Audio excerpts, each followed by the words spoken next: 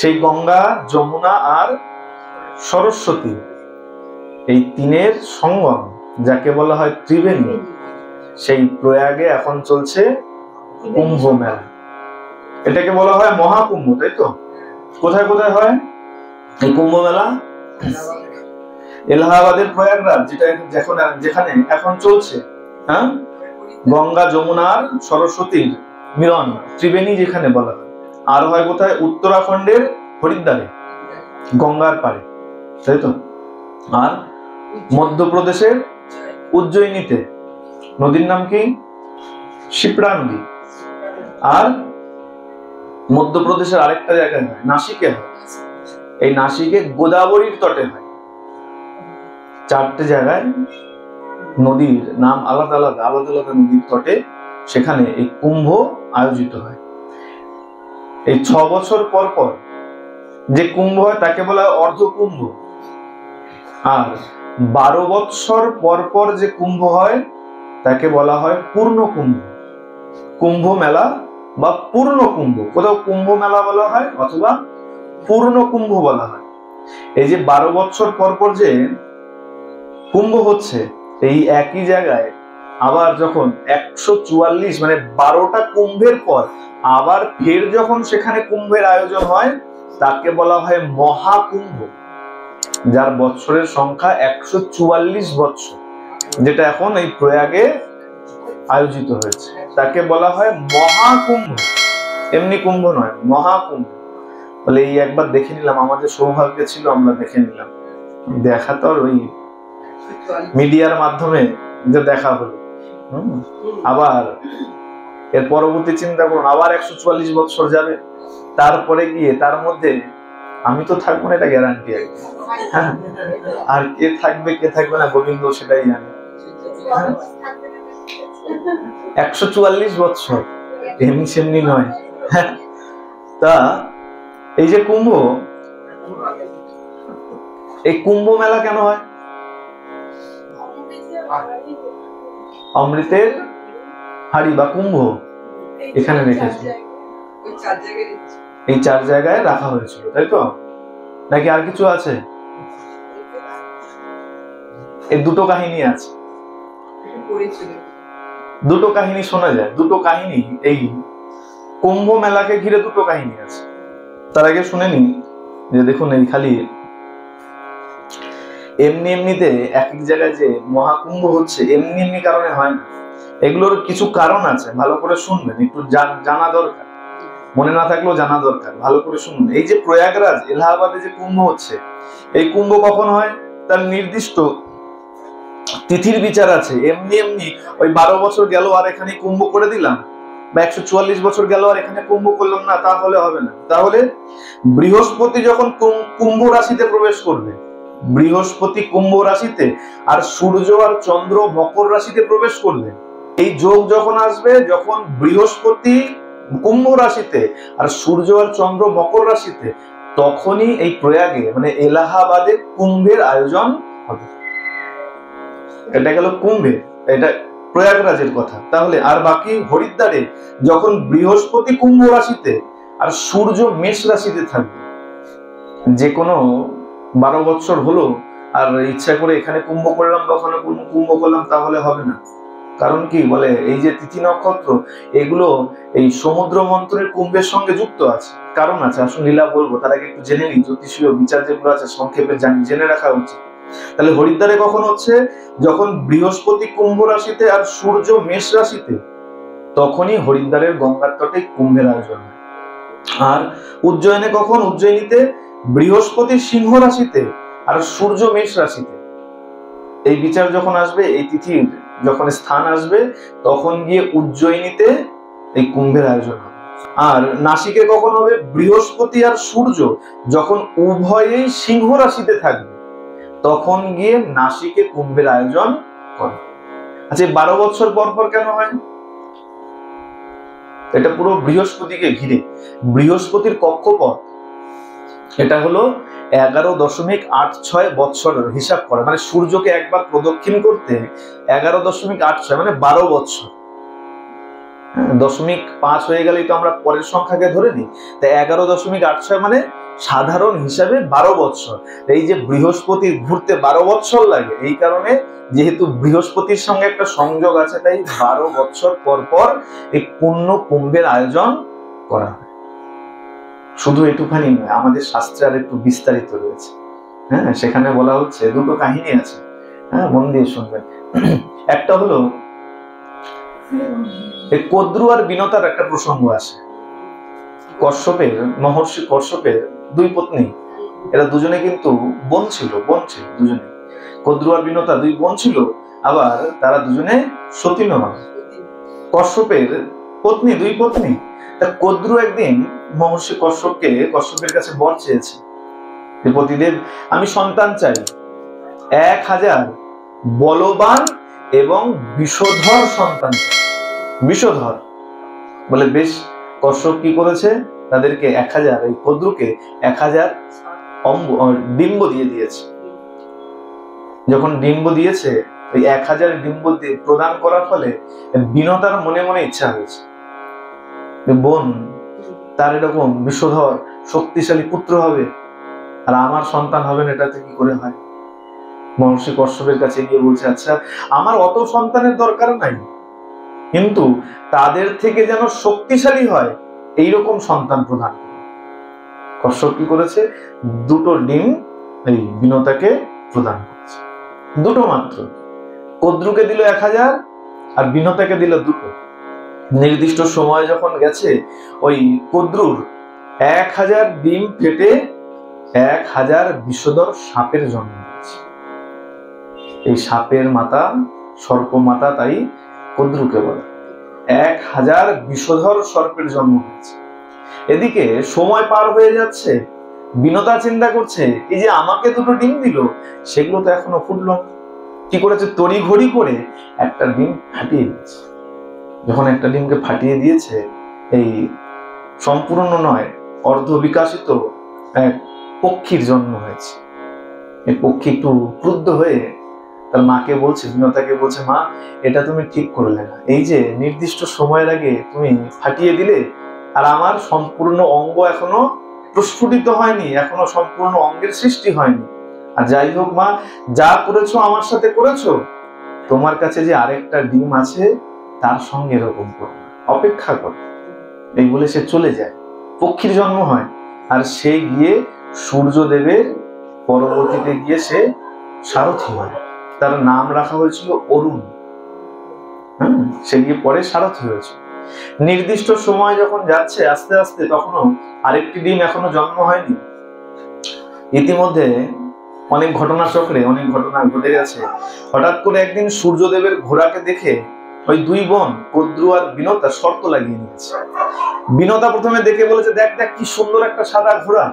সাদা মনে কাদা নেই, সাদা ঘোড়া দেখেছে, দেখতে ভালো লেগেছে, বলেছে, দেখ দেখ কি সুন্দর একটা সাদা ঘোড়া। আর দুষ্টু বুদ্ধি ছিল, এই কদ্রু কি করেছে, বলছে, ধুর, কোথায় সাদা ঘোড়া, ওর লেজটা তো আমি কালো দেখছি। শর্ত লেগে গেছে, না না না, এটা সম্পূর্ণ সাদা ঘোড়া। কদ্রু বলছে, না, ওটা কালো ঘোড়া। শর্ত লাগাও। কি শর্ত? বলে, যদি ওই লেজ যদি সত্যই কালো হয়, তুই যদি পরাস্ত হয়ে যাস, হেরে যাস, তাহলে পরে তুই আমার দাসী হয়ে যাস।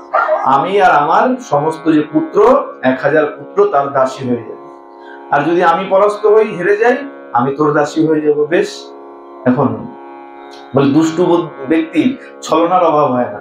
কি করেছে, ওই 1000 সর্প সন্তানদেরকে বলেছে, তোরা তাড়াতাড়ি যা, সূক্ষ্ম রূপ ধারণ কর, সরু সরু হয়ে যায়, হয়ে গিয়ে ওই লেজের মধ্যে পেঁচিয়ে যায়। তাই করেছে। সাপেরা সূক্ষ্ম রূপ সরু সরু হয়ে চুলের মতো আকার নিয়ে লেজের মধ্যে পেঁচিয়ে গেছে, একদম দেখতে পুরো কালো হয়ে গেছে।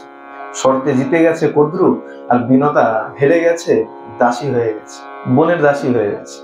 বোন আর বোনের সব ছেলেদের দাসী হয়ে গেছে। দেখতে দেখতে ভগবানের কৃপায় ওই যে আরেকটি ডিম ছিল, সেই ডিমটি আজকে প্রস্ফুটিত হয়েছে। ওপরের অঙ্গ, ঊর্ধ্বাঙ্গ দেখতে পুরো পাখির মতন, আর নিম্নাঙ্গ পুরো মানুষের মতন। এই যে অর্ধ মানুষ আর অর্ধ পক্ষীর জন্ম হলো, তার নাম দেওয়া হলো গরুর। গরুরের জন্ম হলো, গরুরের মায়ের নাম বিনতা। দিন যাচ্ছে, গরুর দেখতে পাচ্ছে যে তার মা তার সেই সর্প মা মানে মায়ের দাসী হয়ে গেছে, আর যারা ভাইরা আছে তাদের সব দাসী হয়ে গেছে, দাসত্ব স্বীকার করেছে, দাসীর মতো থাকে। তা তার আর ভালো লাগে না। কার ভালো লাগে?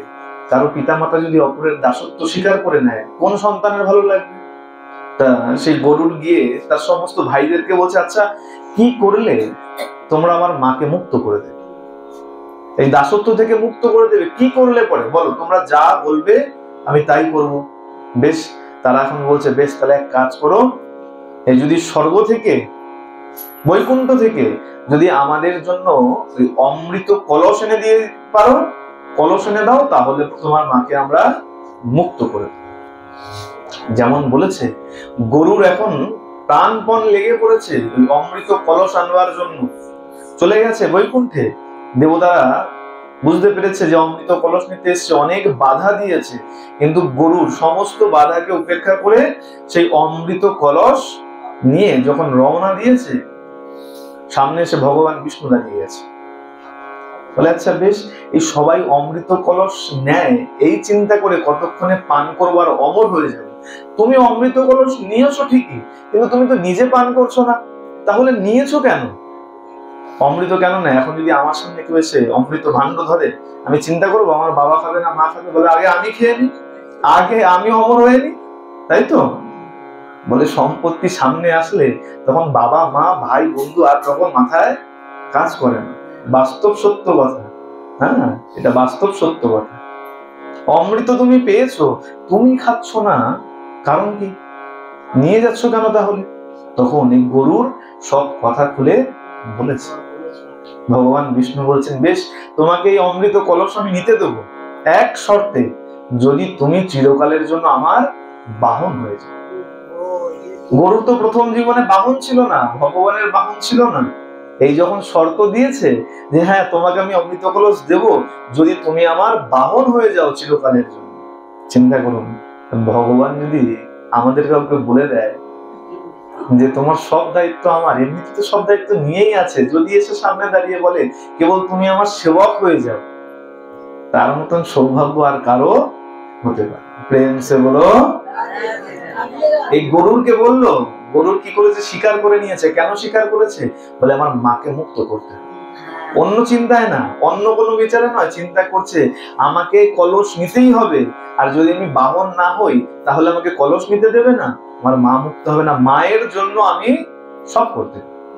দেখুন এখান থেকে বিচার আছে। বারবার বলি না যে ভগবান সাক্ষাৎ পর্যন্ত বলেছে পিতা মাতার সেবা যদি করো আমি সাক্ষাৎ যাব তোমাকে দর্শন দিতে। এখানেও দেখুন সে মায়ের জন্য চিন্তা করেছে, হ্যাঁ মায়ের জন্য চিন্তা করেছে, মাকে কি করে মুক্ত করব, আর এদিকে আপনি আর গোবিন্দ তাকে নিজের করে নিয়েছে। ভগবান বিষ্ণু আপনি আর নিজের সঙ্গী তাকে বানিয়ে নিয়েছে, নিয়ে গেছে অমৃত কলস নিয়ে। যখনই কদ্রুর সন্তানদেরকে দিয়েছে তারা বিনতাকে মুক্ত করে দিয়েছে, কিন্তু ভগবান বিষ্ণু মায়ার দ্বারা সেই কলসকে সেখান থেকে নিয়ে চলে। অমৃত কলস পেয়েছিল ঠিকই, এখন যদি সাপও যদি সেগুলো খেয়ে নিত তাহলে চিন্তা করুন কি হতো, অমর হয়ে যেত। হ্যাঁ, এমনিতেই তো ভয় পাই, তাই তো? বলে রাত্রেবেলা দেখবেন অনেকে বলে সাপ বলেই বলিস না, উচ্চারণ করতে নেই, তাই না? কি বলে? হ্যাঁ লতা বলে, বলে না? অনেকে বলে জিভ কামড়ে, বলে সাপ বলিস না, লতা বল, লতা বলে। তো চিন্তা করুন যদি এখন অমর হয়ে যেত তাহলে কি হতো? বলে বলো সাপ আর লতা পিছ তোমার ছাড়তো না। এখন যখন নিয়ে চলে গেছে, এই যে যখন সেই অমৃত কুম্ভ নিয়ে আসছিল, দেবরাজ ইন্দ্র তাকে অনেকবার আক্রমণ করেছে বাধা দেবার জন্য। এই সেই আক্রমণের কারণে 4 জায়গাতেই অমৃতের ফোঁটা পড়েছে। এই সেই 4টে জায়গায় হলো এই প্রয়াগ, উজ্জয়িনী, নাসিক আর হরিদ্বার।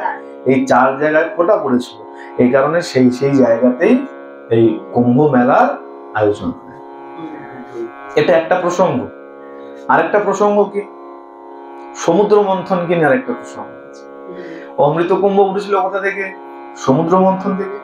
সেই মন্থন, সমুদ্র মন্থনের সঙ্গে এর একটা যোগ রয়েছে। এই সমুদ্র মন্থন যখন কেন হয়েছিল? একবার দুর্বাসা, মহর্ষি দুর্বাসা ভগবানের সঙ্গে সাক্ষাৎ করতে গেছেন। ভগবান বিষ্ণুর সঙ্গে সাক্ষাৎ করেছে, ভগবান কি করেছে, প্রীত হয়ে নিজের গলার মালাটা খুলে দুর্বাসাকে পরিয়ে দিয়েছে। এখান থেকে একটু বিচার রাখবেন, এখান থেকে অনেক কিছু শেখা যাবে। যখন দুর্বাসাকে পরিয়ে দিয়েছে, দুর্বাসা খুব খুশি হয়েছে, ভগবানের প্রসাদী, ভগবানের কৃপা, হ্যাঁ, মনের আনন্দে পথ দিয়ে আসছে, হঠাৎ করে পথের মধ্যে ইন্দ্রের সঙ্গে দেখা হয়েছে। ইন্দ্রের সঙ্গে যখন দেখা হয়েছে, চিন্তা করছে দেবরাজের সঙ্গে দেখা হয়েছে, কি ভেট দেই, কি উপহার দেই। আচ্ছা বেশ, প্রসাদী মালা নিজের গলা থেকে খুলে দেবরাজ ইন্দ্রকে দান করেছে। আর দেবরাজ ইন্দ্র কি করেছে, চিন্তা করছে সামান্য মালা, এই মালার আর কি করবো, ওই হাতির মাথার উপর রেখে দিয়েছে, ঐরাবতের উপরে রেখে দিয়েছে। ঐরাবত পশু, সে আর কি বিচার করবে, সুর দিয়ে মালাটাকে নিচে ফেলে পা দিয়ে দোলে দিয়েছে। এই যে মালাটা দোলে দিল, এটাতে এই দুর্বাসা অপমান বোধ করে। এই কারণে বলা হয়, যখন আপনার থেকে উঁচু, অর্থাৎ বড়, বড় বলতে কেবল বয়সে বড় নয়, সাধন ভজনে যদি কেউ যদি নিজের গলার প্রসাদী মালা খুলে আপনাকে দেয়, কখনো সেটাকে খুলে যত্রতত্র রাখতে নেই।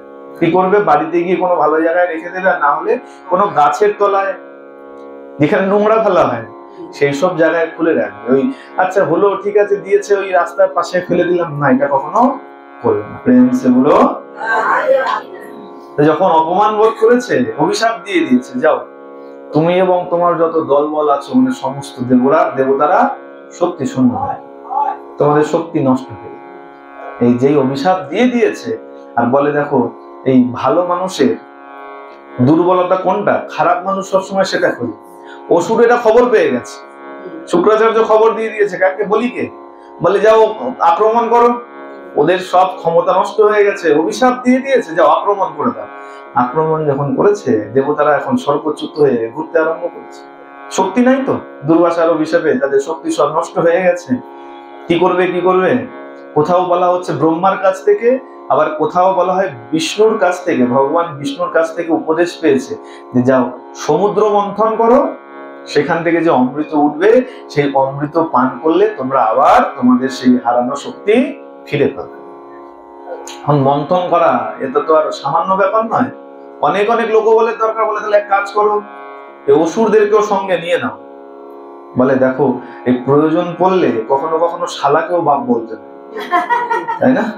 একটা প্রবাদ আছে না, যে প্রয়োজন পড়লে শালাকেও কখনো বাপ বলতে। একটা মজার গল্প আছে না এখনকার দিনে, বলে কোনো ব্যক্তি এই কোর্টে উঠেছে, আর সেই কোর্টে তার বাবাকে হাজির হওয়ার কথা ছিল, অনেকক্ষণ যখন অপেক্ষা করেছে, বাবা যখন আসছে না, হঠাৎ করে তার শালা এসছে। তা কোর্টের ওই দোরগোড়া দাঁড়িয়ে জজকে বলছে, জজ সাহেব ওই আমার বাবা চলে এসছে। শালাও দেখে তো ঘাবড়ে গেছে, বলে আমাকে বাবা বানিয়ে দিল। বলে প্রয়োজন পড়লে শালাকেও বাপ বানাতে হবে। তা বৃহস্পতি কি বলতে, বলে দেখো প্রয়োজন তোমাদের, অমৃত উঠবে, তারপরে তুমি পান করবে, বাকি দায়িত্ব ভগবান বিষ্ণুর উপরে ছেড়ে দাও।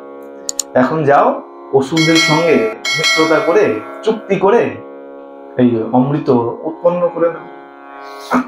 এখন বলিকে গিয়ে যখন বলেছে, তখন তো রাজা বলিকে গিয়ে যখন বলা হয়েছে, রাজি হয়ে গেছে। মন্দর পর্বতকে সেই দণ্ড করেছে, আর বাসুকীকে দড়ি করে মন্থন আরম্ভ হয়েছে। মন্থন আরম্ভ হয়ে গেছে। মন্থন তো করেছে, প্রথমেই কি উঠলো, গরল উঠলো। এই যে বাসুকী নাকের মুখের দিকে কারা ছিল, অসুরেরা, আর লেজের দিকে ছিল দেবতারা। মন্থন আরম্ভ করেছে, আর গরল উৎপন্ন হয়েছে। দেখুন, গরল যেই উঠেছে, তখন কেউ আর সামনে আসে, আর গরলের এমন তেজ, চারদিক যেন একদম জ্বলতে আরম্ভ করেছে। দেবতা অসুর সবাই যেন এখন জ্বলতে আরম্ভ করেছে। কি করবে, কেউ সেই গরল নিতে চাইছে না, হলাহল বিষ কেউ নিতে চাইছে না। তখন দেবাদিদেব মহাদেব বলে, ক্ষমতা যদি আছে, একমাত্র বৈষ্ণবের ক্ষমতা আছে, কেউ কিন্তু নিতে পারলো না। তাহলে দেবাদিদেব মহাদেব কি করে নিল, বলে তার মধ্যে ভগবানের কৃপা, ভগবানের সেই কৃপারূপ অমৃত আগের থেকেই ছিল, যার জন্য হলাহল বিষ তার কোনো ক্ষতি করতে পারে। বলিয়ে শিব শঙ্কর ভোলানাথ কি। বলে যার মধ্যে ভগবানের কৃপা আছে, তাকে কেউ কোনো ক্ষতি করতে পারে। দেবাদিদেব মহাদেব পান করে নিয়েছে, পান করে নাই, ধারণ করেছে। কোথায়? এই গলায় অব্দি। বলে এত তেজ তার, পুরো পুরে নীল হয়ে গেছে, তাই তার নাম হয়েছে নীলকণ্ঠ। বলিয়ে নীলকণ্ঠ ভগবান কি। নাম হলো নীলকণ্ঠ। সহ্য করতে পারছে না তো এত তেজ। সব দেবতারা কি করেছে? জল ঢালতে আরম্ভ করেছে মহাদেবের উপরে, যাতে তেজ কম হয়। আর বলা হচ্ছে শ্রাবণ মাসে এই মন্থনের কার্য হয়েছে।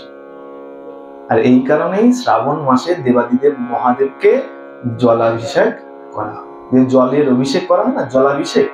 এই কারণেই শ্রাবণ মাসে বাবার মাথায় জল ঢালা। শ্রাবণ মাসে যেহেতু এই মন্থন হয়েছিল, আর সেই সময় হলাহল বিষ উঠেছিল, আর মহাদেব ধারণ করেছিল, তার তেজ কমাবার জন্যই দেবতারা জলাভিষেক করেছিল। সেটাকে মান্যতা করেই এখনো শ্রাবণ মাসে বাবাকে জলাভিষেক করা। বলা হচ্ছে এই যখন পান করেছিল সে হলাহল বিষ, তার একটু একটু ছিটে ফোঁটা নিচে পড়েছিল, ঘাসের উপরে পড়েছিল। আর সাপেরা যে চেটেছে, ওই ঘাস যখনই চেটেছে, ওই ঘাসের আঘাতে তাদের জিভ কেটে গেছে। এই কারণে সাপের জিভ দেখবেন সবসময় দুভাগ থাকে। আর ওই বিষ কিছু পোকামাকড় খেয়ে নিয়েছে, বিছে জাতীয় এরকম কিছু পোকামাকড় খেয়ে নিয়েছে, যার জন্য তারা বিষাক্ত হয়ে গেছে। যে কিছু পোকামাকড় আছে না, বলে কামড়ালে খুব বিষ, মারা যায় কি করে?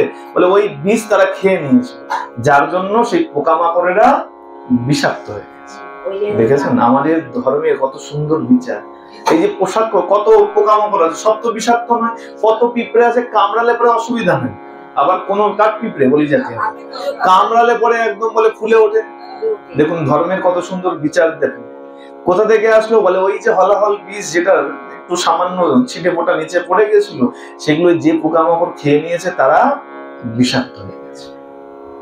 এদিকে একে একে দেখতে দেখতে লক্ষ্মী আদি, উচ্চশ্রবা, ঐরাবত সব একে একে উঠতে উঠতে একদম অন্তিমে গিয়ে ধন্বন্তরী হাতে করে কুম্ভের পাত্র নিয়ে উঠে আসলেন। এই যখন কুম্ভের পাত্র নিয়ে উঠে আসলেন, এই কুম্ভের পাত্র নিয়ে, অমৃত পাত্র নিয়ে এখন দেব আর অসুরের মধ্যে ঝামেলা, যুদ্ধ আরম্ভ হয়ে গেল।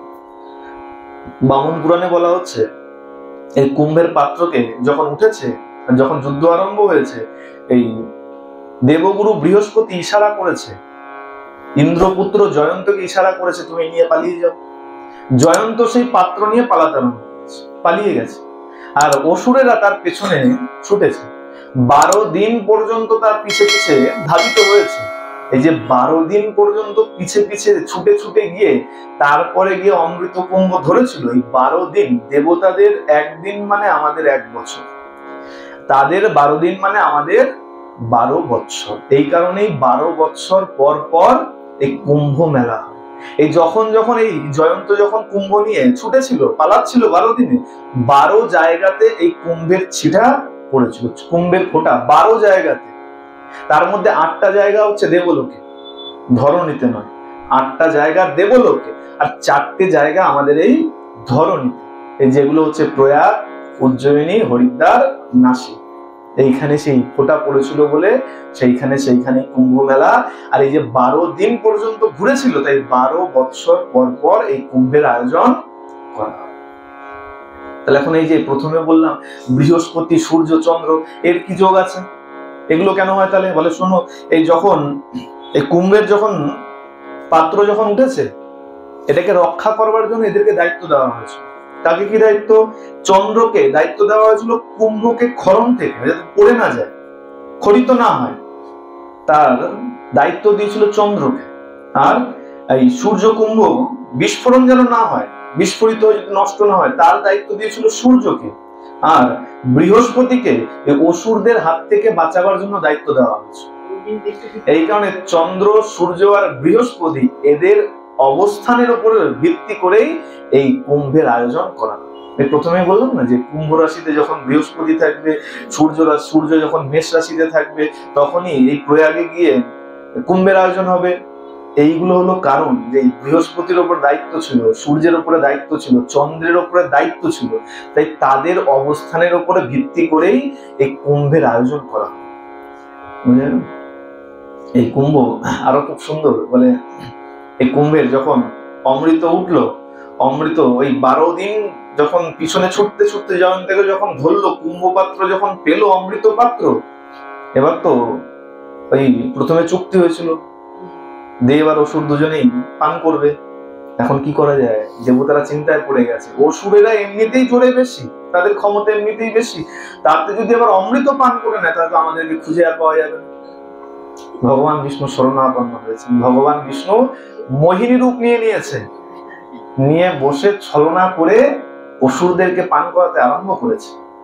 সরভানু বলে এক দৈত্য ছিল, সে বিচার করছে এই যদি ওই লাইন শেষ হয়ে যদি আমার ভাগ্য পর্যন্ত না আসে, দেবতাদের খাওয়াতে খাওয়াতে যদি আমার নম্বর না আসে, করেছে কি সূর্য আর চন্দ্রের মাঝখানে গিয়ে বসে পড়েছে। কোথায়? যে কোনো জায়গায় নয়, ভালো করে শুনবেন, সূর্য আর চন্দ্রের মাঝখানে বসে পড়েছে। এখন যেই ভগবান ওই অমৃত দিতে দিতে যেই গেছে, সরবর্ণ হা করেছে, ভগবান ঢেলে দিয়েছে, আর ততক্ষণে সূর্যদেব ইশারা করে দিয়েছে, প্রভু করছো কি, এ তো অসুর। ততক্ষণে অমৃত পড়ে গেছে। যেই পড়েছে, ভগবান কি করেছে, সুদর্শন চক্র দিয়ে তার গলা কেটে, এই যে মস্তক, সেই মস্তকটা হয়ে গেল রাহু, আর নিচের যে মস্তকবিহীন দেহ সেটা হয়ে গেল কেতু। এই যে সূর্য আর চন্দ্র অমৃত ঠিক মতন খেতে দেয়নি, সেই যে রাগ, এই রাগের কারণেই এই বারবার করে সূর্যকে গ্রাস করে, চন্দ্রকে গ্রাস করে। কিন্তু গ্রাস করলে হবে কি, গলা পর্যন্ত কাটাতো, মুখ দিয়ে খাচ্ছে, গলা দিয়ে বেরিয়ে যাচ্ছে। একে বলা হয় সূর্যগ্রহণ, চন্দ্রগ্রহণ। দেখুন কত সুন্দর এবং পরিষ্কার বিচার।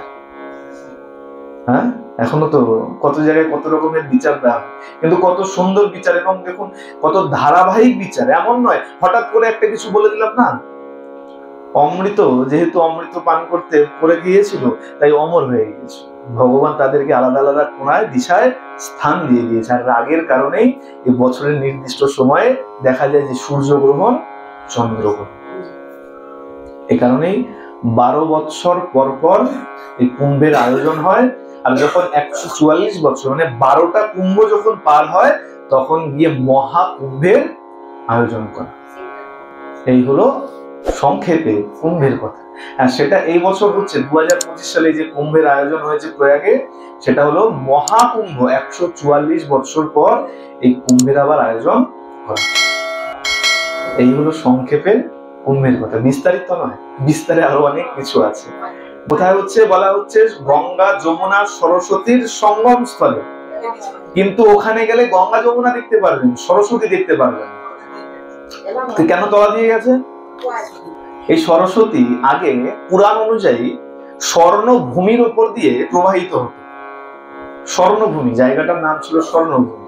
তা সরস্বতী প্রবাহিত হতো, সেই জায়গাটাই পরে নাম হয়েছে স্বর্ণ রাষ্ট্র।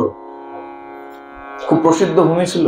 আর সরস্বতীর কারণে একদম ধনে সম্পদে বলে, ভালো নদী থাকলে যেমন গঙ্গার তটে আমরা আছি, মা গঙ্গার কৃপায় ধনে জনে একদম আমরা একদম ভরে রয়েছি। সরস্বতীর কারণে ওই স্বর্ণ রাষ্ট্র, স্বর্ণভূমি, যার পরবর্তী নাম হলো স্বর্ণ রাষ্ট্র, একদম প্রসিদ্ধ ছিল। এই আগে সরস্বতী এই স্বর্ণ রাষ্ট্র থেকে, স্বর্ণ রাষ্ট্রেরই পরে নাম হয়েছে সৌরাষ্ট্র, যাকে আমরা সৌরাষ্ট্র বলে চিনি। এই সৌরাষ্ট্র থেকে মারওয়া পর্যন্ত বিস্তৃত ছিল। কিন্তু এক সময় কি হলো, আগে এই সরস্বতীর তটে সব সরস্বতীর পূজন হতো, স্তব স্তুতি চলতো। বলা হচ্ছে এই সরস্বতী নদী ধরেই, এই সরস্বতী নদীর পাড়েই এই কুরুক্ষেত্র, আরো যত যত বড় বড় নাম করা প্রসিদ্ধ যত রাজবংশ ছিল, সব সরস্বতী নদীর পাড়েই ছিল। যাদব বংশ বা গোবিন্দের যে বংশ, তাদের যে অন্তিম সংস্কার সেটা ওই সরস্বতী নদীতেই করা হয়েছিল। অন্তিম অবশেষ যেটা, সেটাই সরস্বতী নদীতেই ভাসানো হয়েছিল। এরকম সরস্বতী নদী যখন প্রবাহিত হতো এই মারওয়া আর সৌরাষ্ট্রের মধ্যে, তখন এই সৌরাষ্ট্রের বাসিন্দারা একসময় জগনদের সঙ্গে এসে তাদের আচরণ খারাপ হয়ে যায়, জগনদের মতন হয়ে যায়। মা সরস্বতী কষ্টে ব্রহ্মার কাছে বর চায় যে আমি এখানে আর থাকতে চাই না, আমি এখান থেকে চলে যেতে চাই। বলে বেশ, এই ব্রহ্মার কাছ থেকে প্রার্থনা করে তখন কি করে, মা সরস্বতী সেই জায়গা ত্যাগ করে এই প্রয়াগে এসে বাস করতে আরম্ভ। এখন এই যে সৌরাষ্ট্র ত্যাগ করে চলে আসলো, তারপর থেকে কি হলো, সেই জায়গার অবস্থা আস্তে আস্তে অবনতি হতে আরম্ভ করলো। আর যেহেতু মা সরস্বতী ওইখান থেকে নদী রূপা সরস্বতী যেই চলে এসছে, আস্তে আস্তে সেটাই এই মরুভূমিতে পরিণত হলো, যাকে আমরা এখন রাজস্থান বলি। সেখানে মা সরস্বতী আগে প্রবাহিত হতো। এখন সরস্বতী তাহলে অন্তঃসলীলা কেন হলো? যখন মহাভারত লিখছে, মা সলীলা, মা তো খরস্রোতা ছিলেন, অত্যন্ত স্রোত ছিল।